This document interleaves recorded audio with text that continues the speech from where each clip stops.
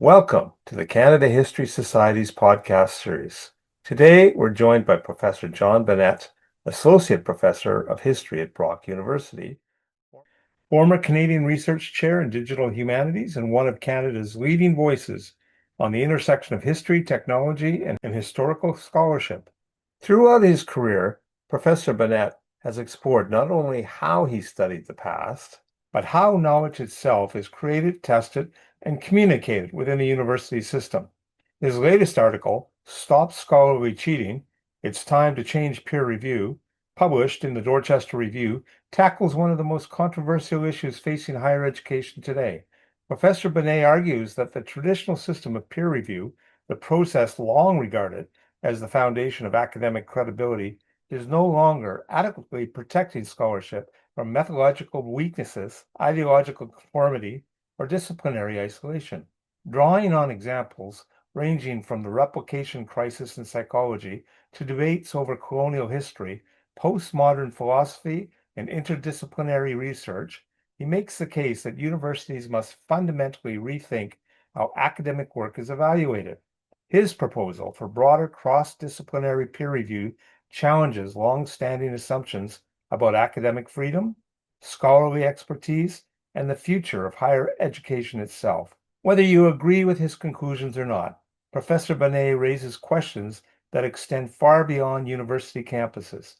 At a time when academic research increasingly influences public policy, education, healthcare, and our understanding of history, the integrity of that research has become a matter of public interest.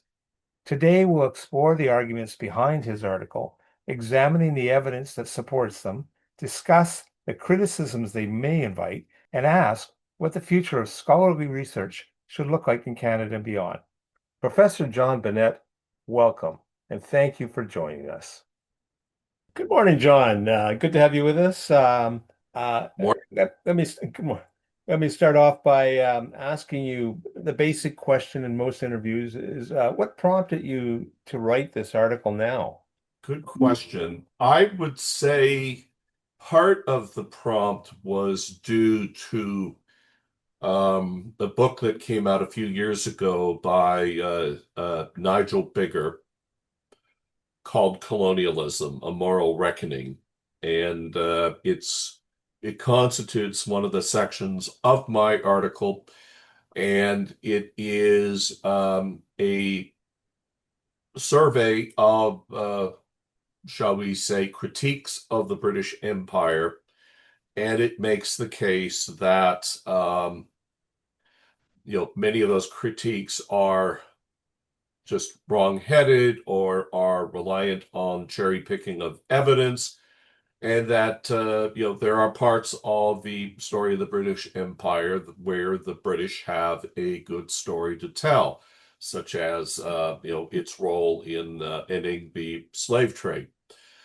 So, it started out with an exploration of that, and then it just mushroomed because it seemed to me that, the bigger case was just a case study in a much larger case where academics are um, doing two things. First of all, they're ignoring content and concepts and scholars who are providing challenges to the ideas that they want to disseminate.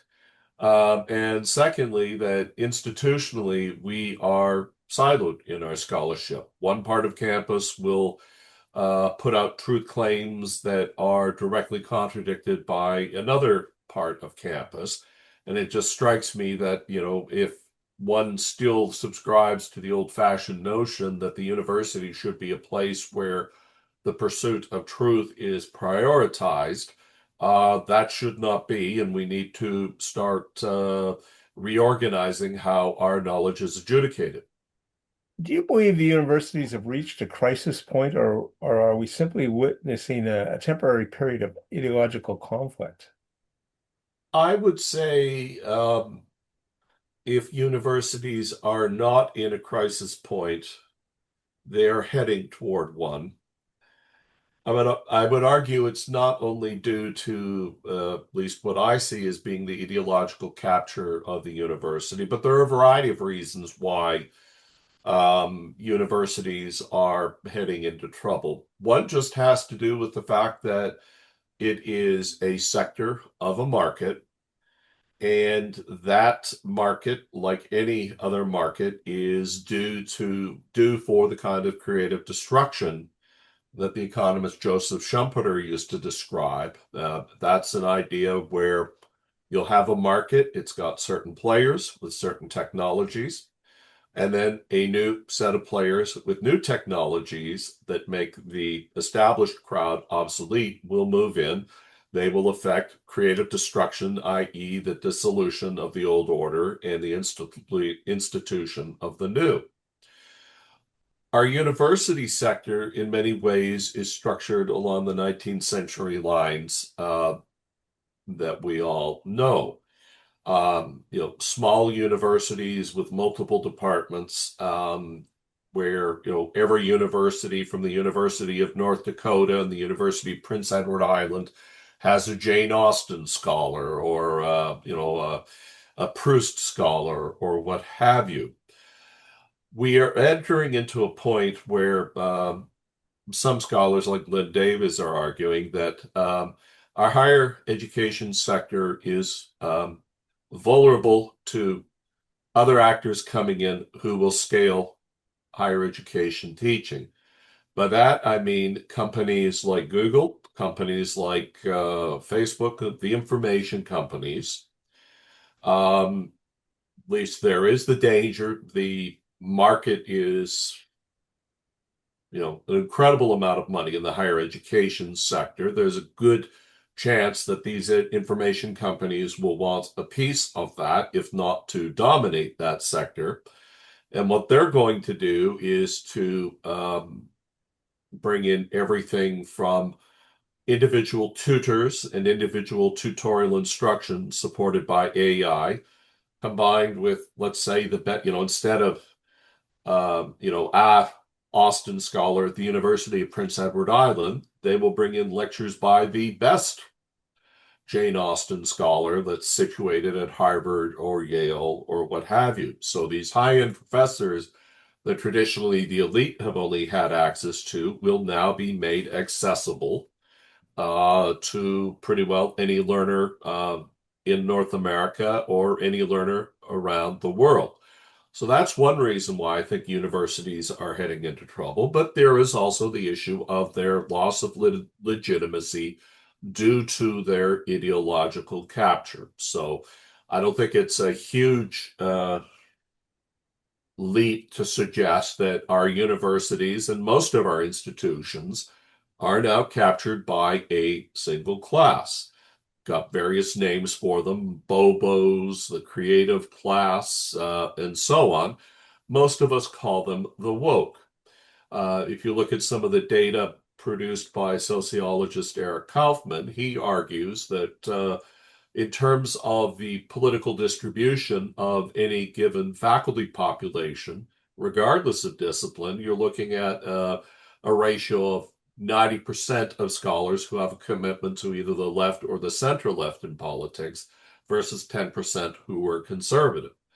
And, the argument that I make is, well, that leads to problems insofar as a variety of things come out, absurdities from the university that lead to a loss of legitimacy among the larger public that will over time begin to become skeptical, if not, resistant to anything coming out of the university, be it good or be it bad.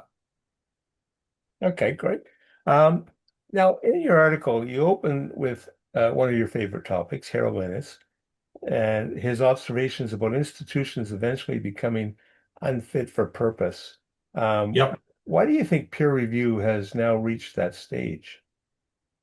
The argument I make in my article in the Dorchester Review is that institutions over time become siloed.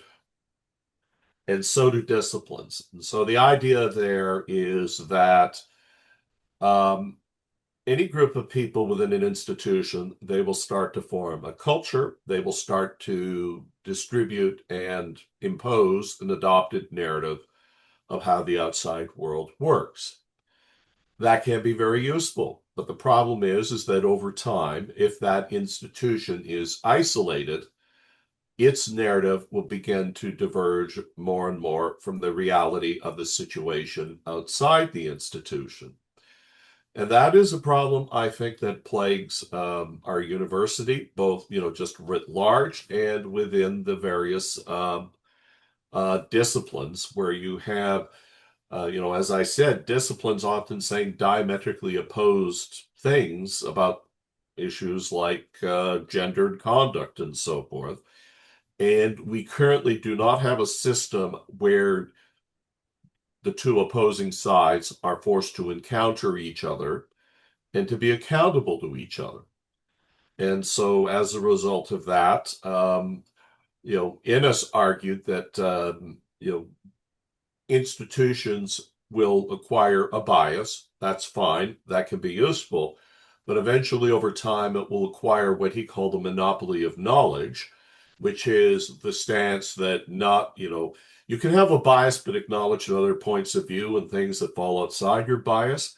But you can reach a point where you believe your view of the world is the only point of view that is legitimate, that it is the only point of view that is valid, and that you will then just marginalize or ignore or cancel other points of view. And I think that's a dangerous situation. Innes argued historically that it was a dangerous situation, that cultures that reached that stage of cognitive immobility were eventually overcome by competitors who had developed new ideas and new technologies and were then able to supplant the dominant cultures of their time. A little sidebar here. This is not on my list, but I keep finding it striking how Innes's philosophical approach or models are so similar to Marx's dialectics. I quibble a bit with that Okay. actually, partly because um,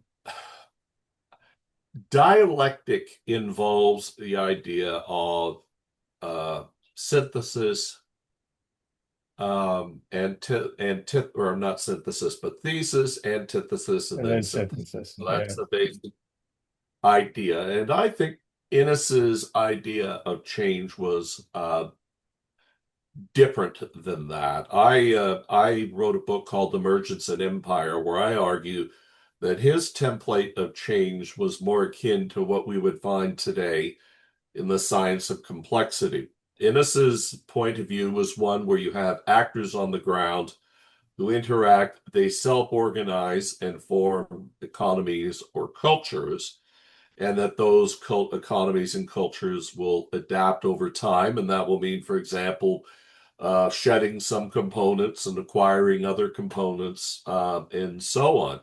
So it's a different process than the rather straightened picture that you get from either Hegel or Marx in terms of dialectic. Now, a lot of Innes scholars have agreed with you and have argued because Innes championed particularly two ways of looking at the world, where people looked at it through either the lens of time or space, and that they were in constant tension with each other. That Innes was a proponent of dialectic. But I think that only provides a very narrow view of what Innes was trying to say, and I think there's much more there than is allowed for in a dialectic reading of Innes. And admittedly, you're probably right in the sense that I'm putting a very superficial view of things in place there. So, um, you argue that peer review has become debased. When did you first begin to lose confidence in the current system? I suppose any academic probably will be will have a lack of confidence whenever they get feedback from whatever article they write and start thumping their head about the people who've, you know, said things about your article that you think are just totally off base and so forth. Um, and that can be true, but it can also be partly untrue. I mean, I've reached a stage in life where I also realize that that process of peer review can be very helpful, and that my articles have become much better as a result of that interaction with my colleagues.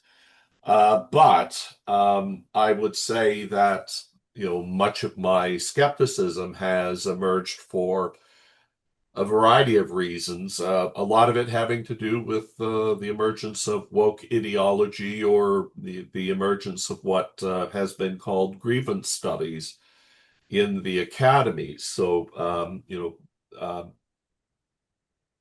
one core example is the Social Squared hoax that came out about, must be 5 to 7 years ago now, where three researchers decided that they would send, I think it was 21 fake articles to a variety of journals. And they went through the process of learning the lingo, the worldview of these particular journals. They then created articles that were based on, demonstrably absurd um, projects or ideas or narratives.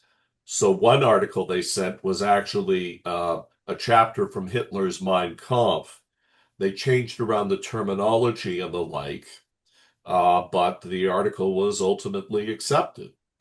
Another one happened to be an article that was sent to a feminist geography journal, and it made the argument that dog parks were sites of rape culture. And the, article was actually listed or cited by that geography journal as one of the most innovative articles in feminist geography. So, when you get absurdities like that coming through the system, you begin to wonder, do we have some, is there something wrong here? Another reason why I've been worried about it has been the what's called the replication crisis, and that happened during the 20 teens. And there you had, particularly in the field of psychology, something of a meltdown for a couple of reasons. One, scholars were beginning to realize the unreliability of the methods that they were using in the lab. And second, there was a troubling number of studies that were coming to light that were based on demonstrably fallacious data. And the real cap came in a 2015 study led by Brian Nosek that demonstrated, I believe it was 60% of, 100 identified classic articles in the psychology literature, 60% could not be replicated by the, global team of researchers that had been, recruited to undertake this study. So there was something very wrong in Mudville, and these two events for me were critical. But aside from those events, just my own experience as a researcher, um, seeing the emergence of woke ideology. And I provide three case studies in my Dorchester Review article where I suggest scholars, because they're able to silo themselves, are able to basically create a set of narratives that they like, and they don't permit their work to be peer reviewed by colleagues outside of their immediate discipline, their immediate network. And as a result of that, we're getting a lot of, at least in my estimation, bad quality work is now, has now entered into the humanities and the social sciences and even the sciences. Um, and I'm not the only one to see this. C2C Journal has been wonderful in terms of describing some of the problems, including the replication crisis. So there are key problems that need to be addressed in the university sector regarding the quality of our work. There are also, for example, in the the the domain of just fraud. That's becoming a troubling problem in the academy, partly because the incentive is to publish as much as you can, and some scholars, in terms of dealing with that pressure, have chosen to create dishonest data and get publications as a result of that dishonest data. And the website Retraction Watch has been, an exemplar in terms of reporting that fallacious work. And the thing is that this has real world consequences. One of the most notorious cases centered on a German anesthesiologist, Joachim Bolt, who had published an array of material based on false data. And real world medical treatments were based on the strength of his studies, and people were dying as a result of those faulty treatments. And the outcome of that was Bolt was basically excised from the academy, and some 200 of his papers were retracted, but the damage had already been done. So, I mean, as a general proposition, any scholar worth their salt is going to teach his colleagues, himself, and his students be skeptical. We all, tell our students be skeptical, adopt the stricture. It ain't necessarily so, but we need to revive or renew our critical sense about the work that is coming out of the university. And we should not be naive in terms of either accepting the authority of what's coming out of the university, um, or naive in assuming the good faith and the honesty of researchers. So there are some people out there who are bad actors, and we need to be alert to that fact. Okay, so is the problem primarily poor scholarship, ideological conformity, or institutional incentives? I guess to be unhelpful, my answer is yes to all three. It's not, it's all of those things are factors in, my belief that we need to revamp our method of scholarly adjudication. Have you personally experienced failures with the peer review system? Oh, sure. I've had articles that were rejected for one reason or another. Sometimes for reasons I thought were illegitimate. Um, one thing that you're going to find, and I provide quotes to that effect from people like sociologist Musa Al-Gharbi and also a statistical scientist, John Ioannidis, that one of the key threats to academic freedom comes from academics themselves. Once universities began to attain pretty well absolute autonomy in the 20th century, scholars then began to empire build and to create settings where competing scholarship that said other things, competing things, critical things about their work, those were denied research funding, denied publication rights, and as a result, those competing narratives were cast to the margins. So, I've run into that myself in terms of, there will be some scholar who's established and I come up with an opinion and that scholar doesn't like what I'm saying, so recommends rejection. And that has happened. And, I don't like it, but you just, um, brush it off, send it to somebody else, and likely you're going to get it published. So you just have to develop a thick skin and be persistent. Yeah, now, do you think there's certain disciplines that are more vulnerable than others to this change in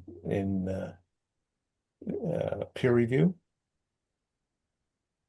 Well, you mean are there some discipline, like peer reviews pretty well consistent now? I mean, I'm arguing that it should be changed. Yeah. Are there disciplines that are more susceptible than others Yes. to Yes. kind of siloing that we're talking about? Yeah. Uh, to be honest, I don't know whether I'm prepared to, say that.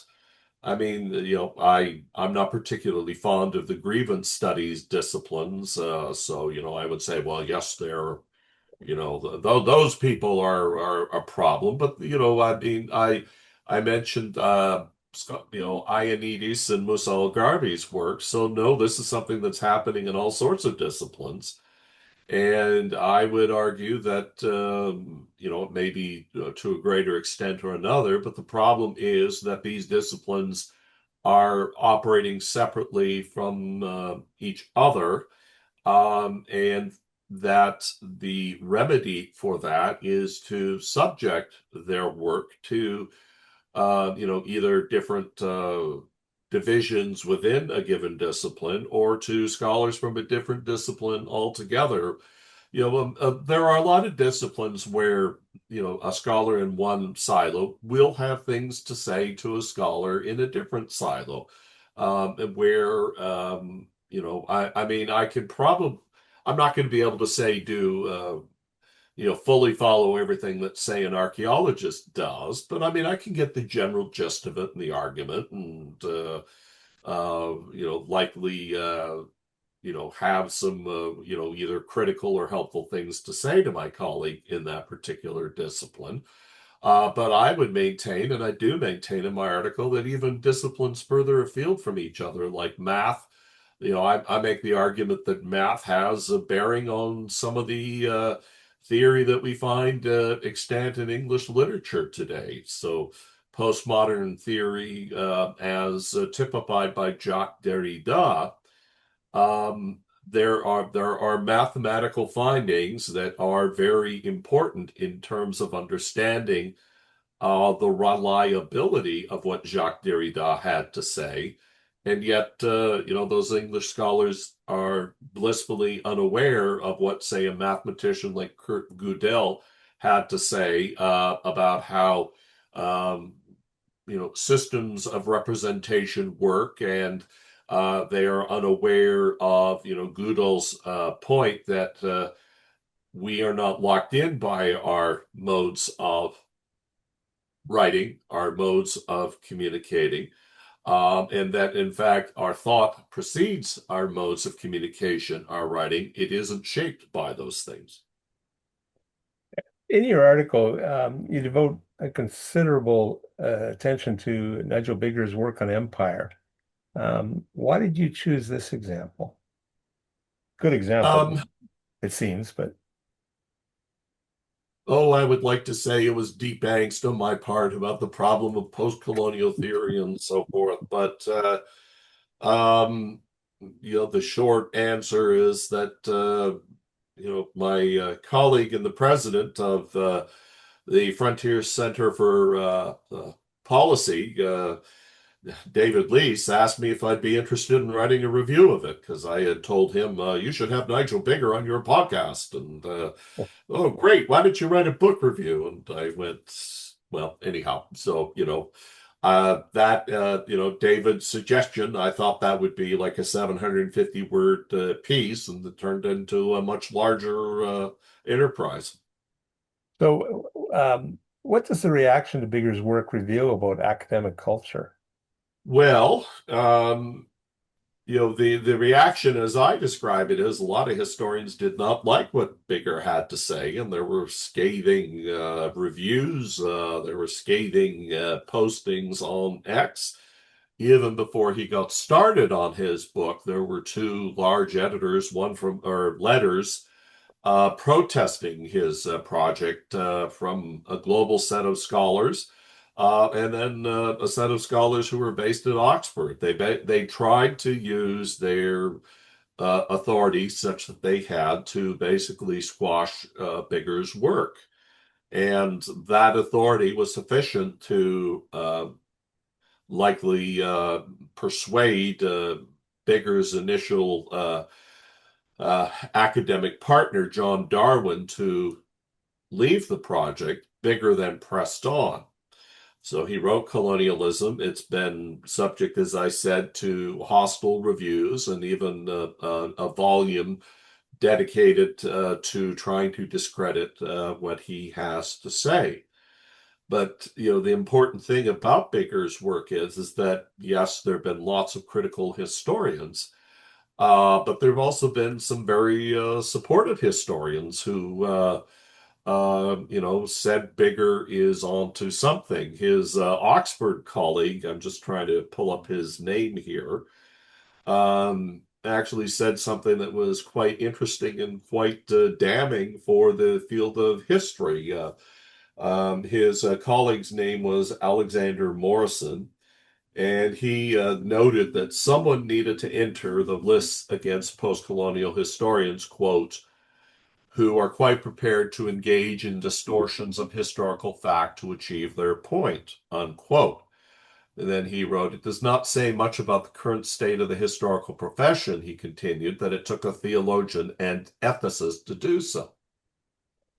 So how should historians distinguish between moral judgment and historical analysis? Well, I think the key part about Bigger's study that attracted such hostility was he was undertaking historical analysis and finding that they were coming up short.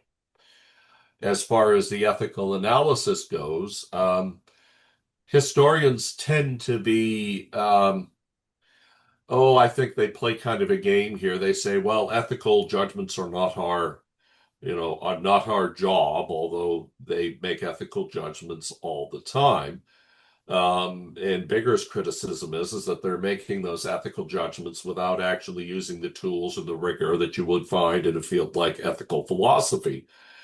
So it's historians tend to have a have your cake and eat it too attitude towards ethics insofar as they claim not to be concerned about ethics while they're actually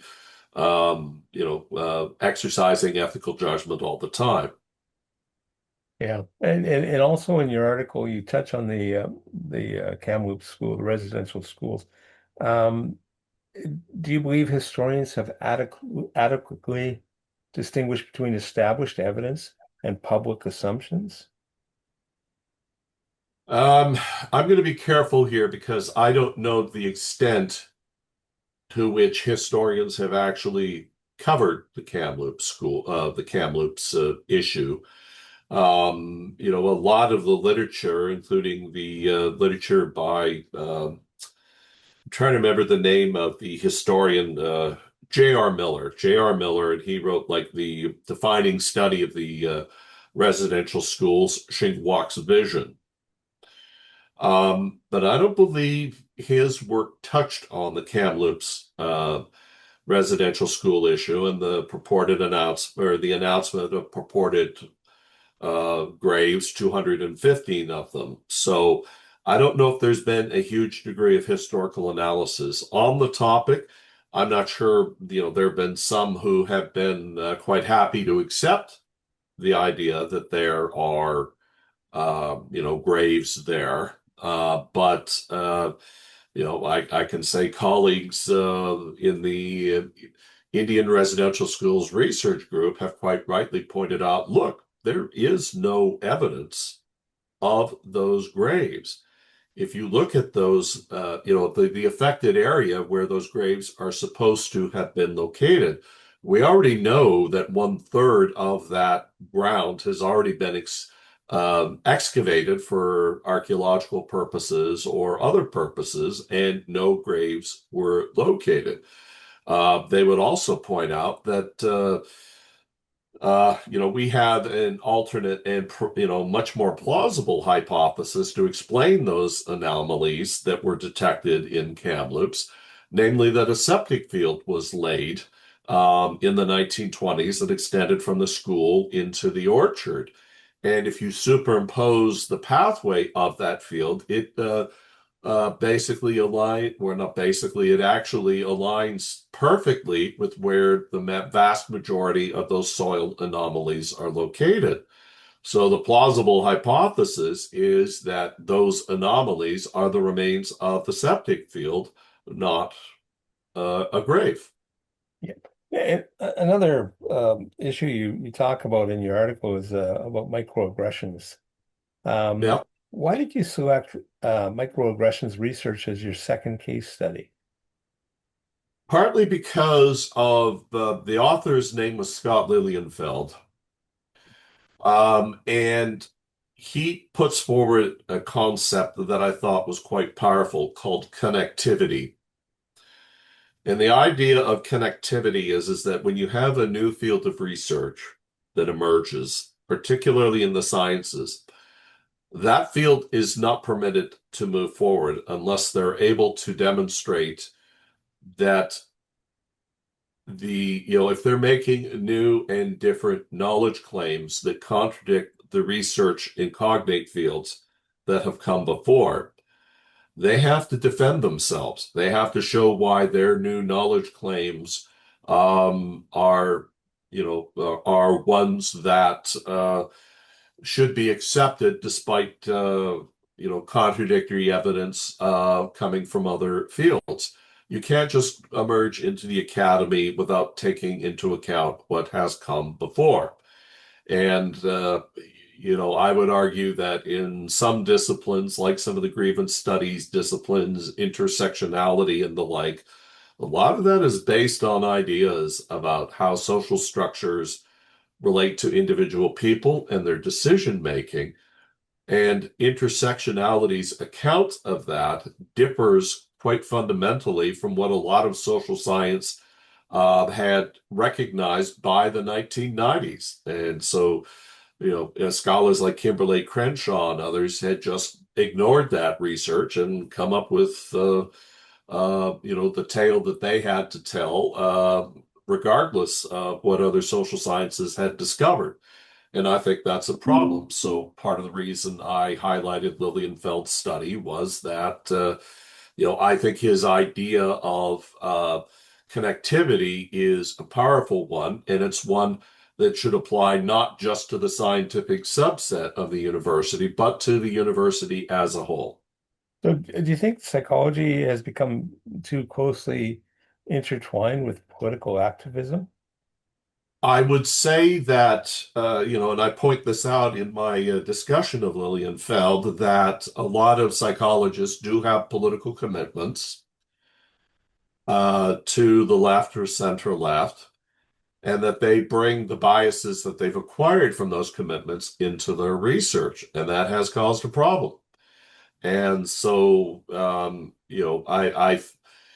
I don't want to pick on psychologists particularly because the research I've seen suggests that we have a pronounced bias toward the left or center left in all disciplines, ranging from English literature to physics departments, and that is a problem that needs to be remedied. I'm not going to, I have my ideas about how they can be remedied, but until those ideas are developed, I don't think it's worthwhile to articulate them until I've got some proof to show that the idea that I think would work would actually work or is likely to work.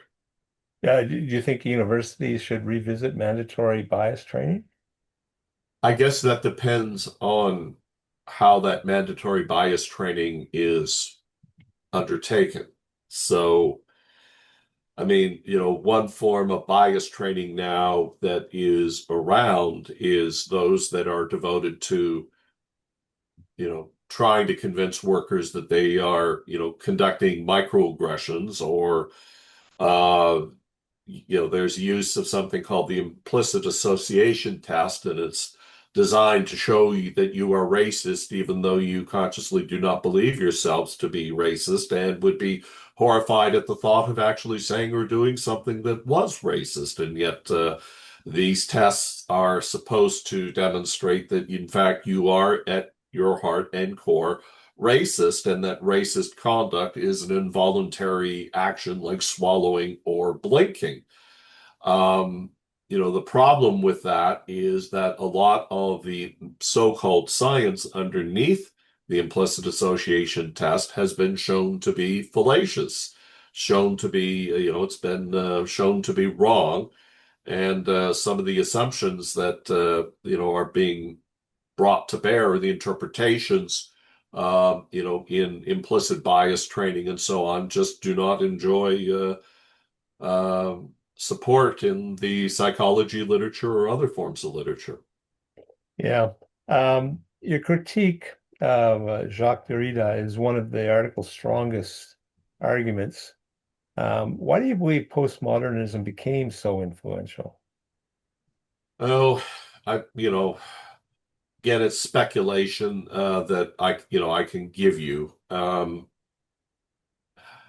What I would say is I think there were a lot of scholars in literature who were attracted to the idea of deconstruction.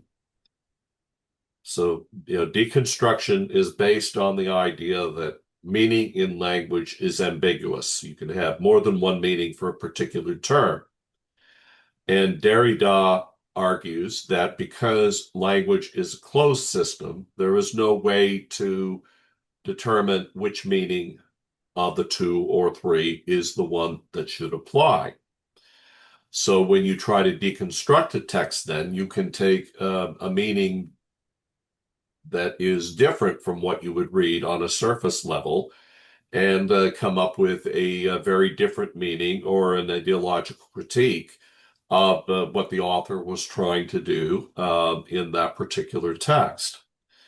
Um, I think some scholars found that, literature professors found that prospect of being able to tear something apart and show it to mean something to be new or different, to be a very attractive prospect. And so they gravitated toward it. I mean, I think it was, a lot like a lot of fashions in academic life. It was new, it was different, it was fashionable. And so if you were starting out, this is where you would lay your intellectual hat. You touched earlier on artificial intelligence, and you suggest AI tools such as Chat and Gemini could assist reviewers. Uh, how do you sort of envision that working?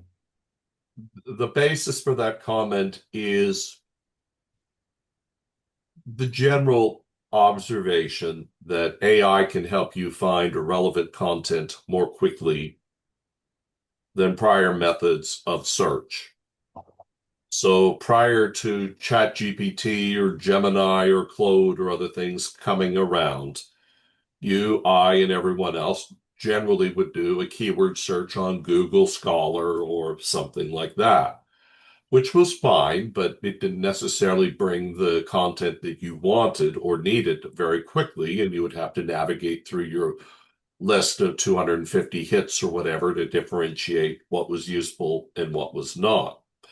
AI seems to be something that provides, draws your attention to content that generally is more useful for you.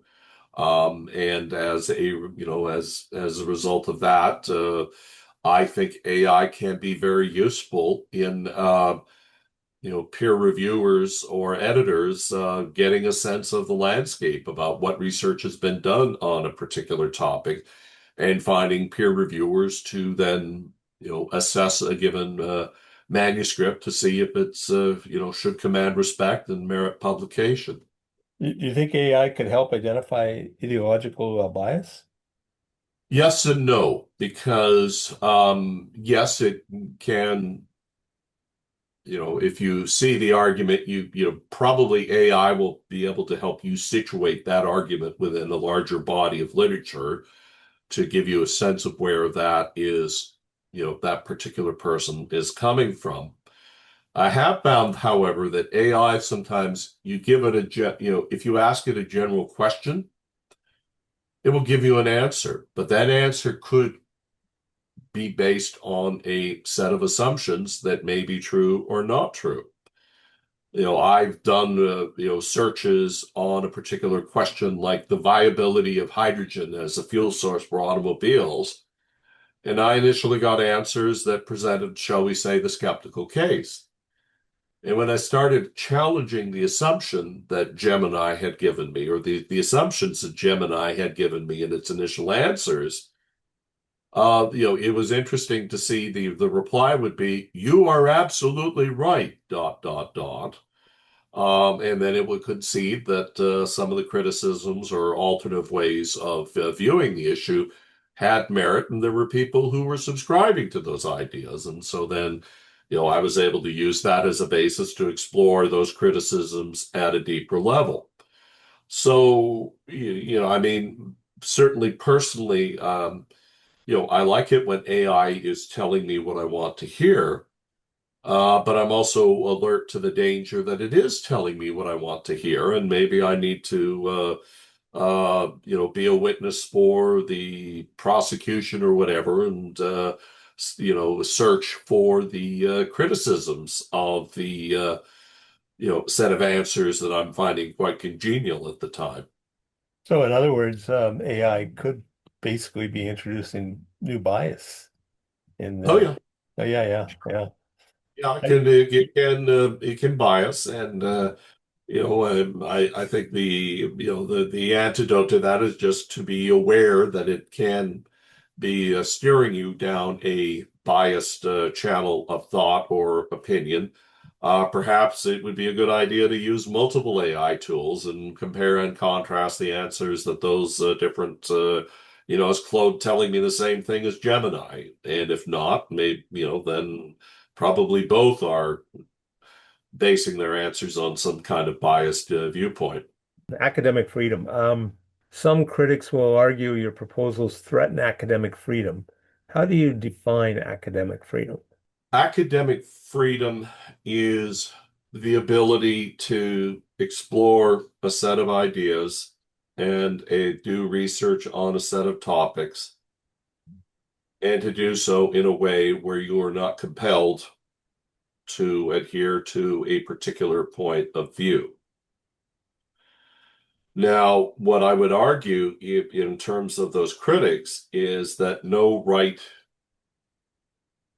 is absolute. So, I may think that everybody else is wrong and that, the study of skulls is the best way to determine, the ability of a race or a person's intelligence. But that's an idea that's been long since discredited. So my right to pursue that, I can do that. But my ability to publish that is constrained because, a variety of researchers will say, well, phrenology is, you know, since the 1950s, it's been long since discredited, its findings and its methods, and your study just ignores all that, and therefore we don't think it's worth publishing. And that is the game of academe.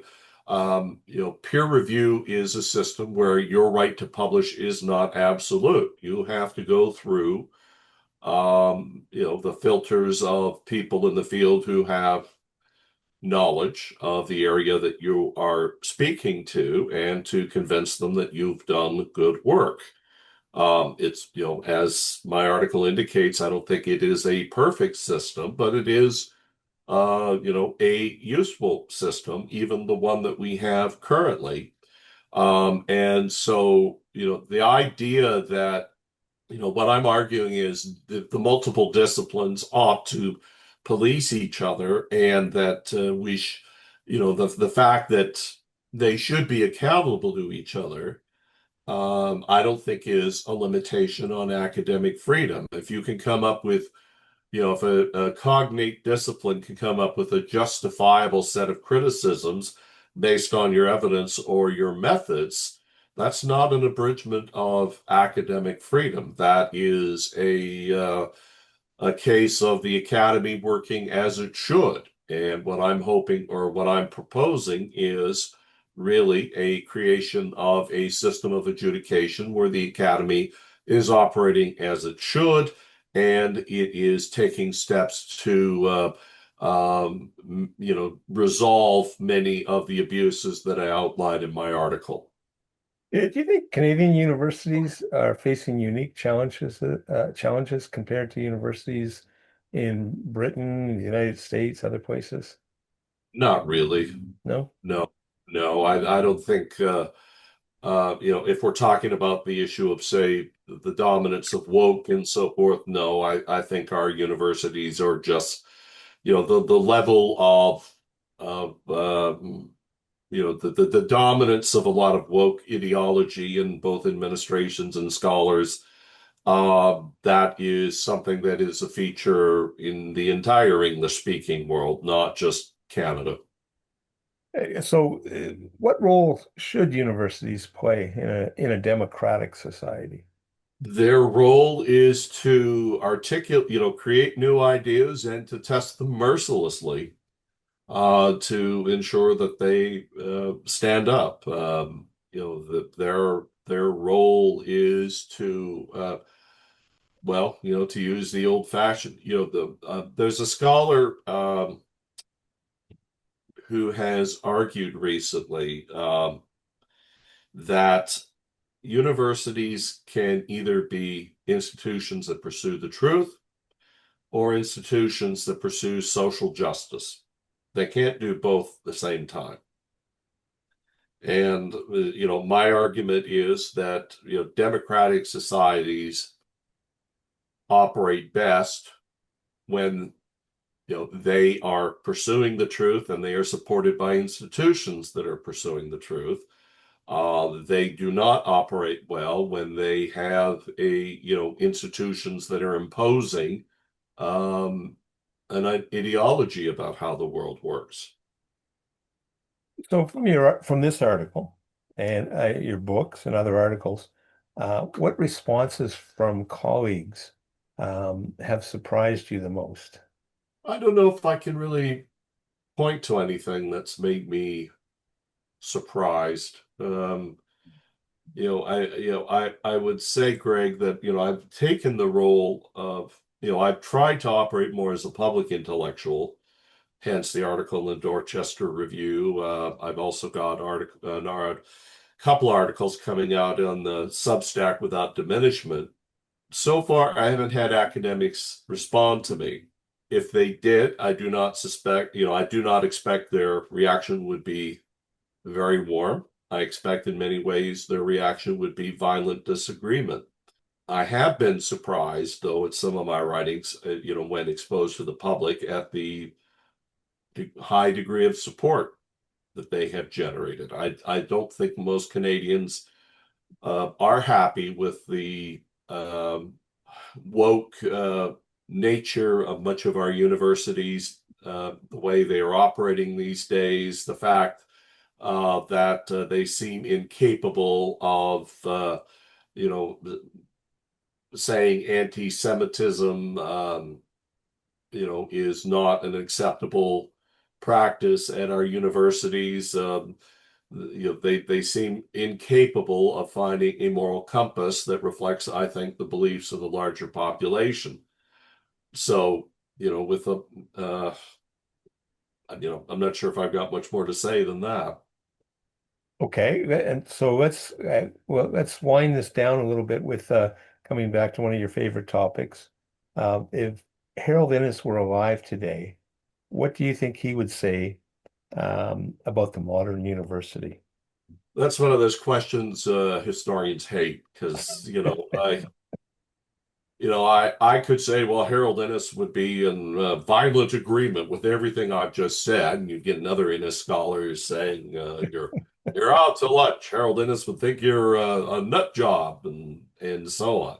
all I can say is that Innes was a fierce defender of pursuing the truth, and he was also, a fierce defender of ensuring that various parts of the university or various institutions, he did not want them to be locked into the narratives of their own devising. He wanted them to be critical of their knowledge claims and constantly challenging them, because he wanted, if you have that kind of criticism, then you create resilient societies, adaptable societies, societies that will endure.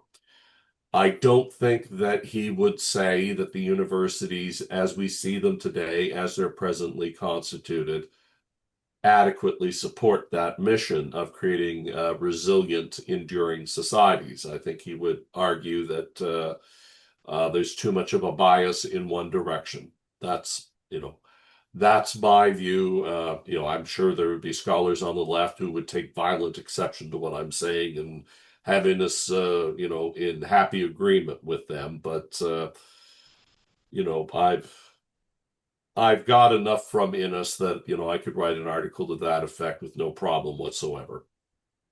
Okay, so any other closing thoughts or comments that you'd like to make? Just that, I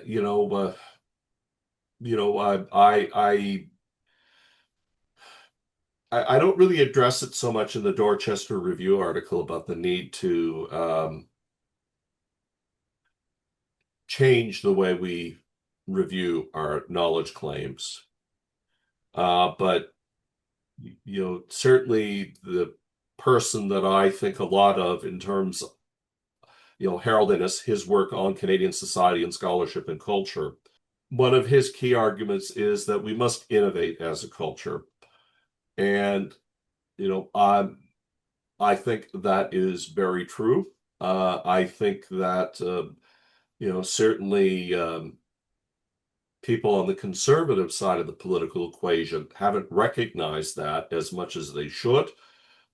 They need to, and that there needs to be a renewed commitment in Canada to developing our culture, making it innovative, and a commitment to exploring the way our new technology tools like AI and so forth can support novel storytelling, novel forms of art, novel ways of seeing the world that will support the creation of a robust and creative Canadian culture. Well said. I know. Well, thank you very much, Dr. Jean Bonnet, for Bonnett, Bonnett, the interview today. Bonnett. And we appreciate it. And hopefully we can get you back for some other topics and other subjects we can go over in the near future. Well, thank you, Greg. I look forward to that. I'll look forward to that. And thanks for having me today.